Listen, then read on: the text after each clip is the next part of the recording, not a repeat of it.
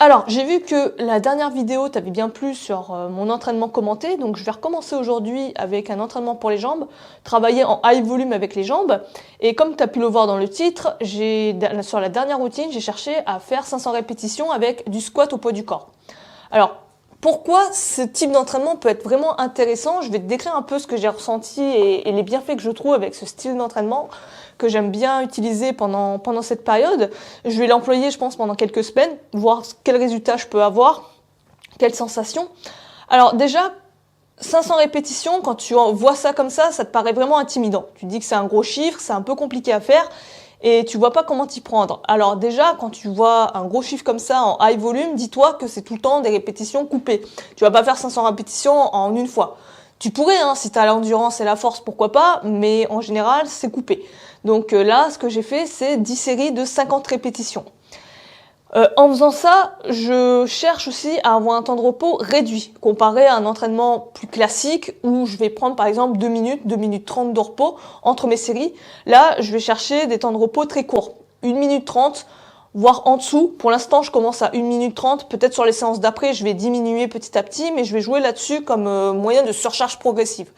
Alors pourquoi? Tout simplement parce que vu que l'intensité elle est assez faible, c'est que du poids du corps et les jambes c'est un muscle assez fort, il va falloir trouver une difficulté quelque part. Alors déjà on l'a avec le nombre de répétitions qui est assez élevé et le temps de repos rajoute encore une difficulté parce que entre les deux séries t'as pas vraiment le temps de bien récupérer et tu retapes juste derrière. Donc en faisant ça, ça te permet de ne pas avoir besoin de beaucoup de charge, de beaucoup de masse si tu joues avec le temps de repos et beaucoup de volume. Donc ça, c'est le premier avantage avec ce type d'entraînement, c'est que t'as pas besoin d'énormément de charges, de variantes. Tu peux utiliser des variantes classiques, mais du moment que tu cherches, lorsque tu fais tes séries, à avoir une bonne fatigue musculaire et que tu diminues le temps de repos, tu vas avoir une réponse anabolique. Faut pas oublier que pour construire du muscle, maintenant, on s'est rendu compte que c'était pas tant la charge qui était importante, mais c'est le fait de se rapprocher de l'échec musculaire. Et le problème avec ce type d'entraînement, surtout pour les jambes, c'est que c'est vraiment difficile de se rapprocher de l'échec musculaire, tout simplement parce que t'as la douleur, t'as vraiment la douleur qui fait qu'à un moment donné, tu vas ralentir le tempo. Tu le vois un peu sur mes séries, j'ai tendance à faire des mini-pauses. Et c'est quand je me rapproche vraiment de la grosse fatigue musculaire, si je vais le faire dans les règles de l'art, il faudrait vraiment que je me pousse jusqu'à arriver à plus pouvoir faire une rep avec du squat, mais c'est vraiment difficile. Et prendre quelques repos, quelques secondes de repos, ça aide à pouvoir finir à atteindre le chiffre que tu cherches à obtenir. Mais c'est une manière aussi de voir pour progresser ultérieurement, c'est de tout simplement chercher à plus avoir ces micro-pauses et vraiment taper jusqu'à ne plus pouvoir faire une seule répétition, aller à l'échec musculaire avec très peu de poids et énormément de répétitions.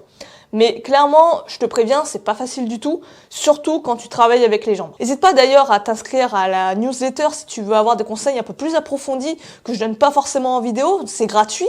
Donc tu bénéficies vraiment, allez, à peu près une fois par semaine, je t'envoie un mail où je te donne des conseils inédits que tu n'auras pas forcément sur la chaîne. Alors ce type d'entraînement, il est vraiment intéressant parce que tu es sûr d'atteindre le volume, avoir un gros volume d'entraînement pour avoir une réponse anabolique.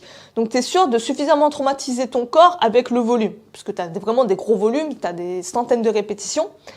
Et surtout, je me rends compte que malgré ce gros volume, les séances sont beaucoup plus courtes que lorsque je m'entraîne de manière classique en set and rep, tu sais, avec le fameux 3-4 séries de 6-12 répétitions. Et là, vraiment, c'est vu que les temps de repos, j'ai tendance à vraiment les réduire au maximum, mes séances, elles durent entre 15 à 30 minutes maximum. Donc ça me fait gagner énormément de temps. À la fin de la séance, je me sens rincée, je me sens vraiment courbaturée, congestionnée. Mais ce qui est marrant, c'est que comparé à une séance plus classique, je vais ressentir, en fait, j'aurai la sensation de récupérer beaucoup plus vite dans la journée.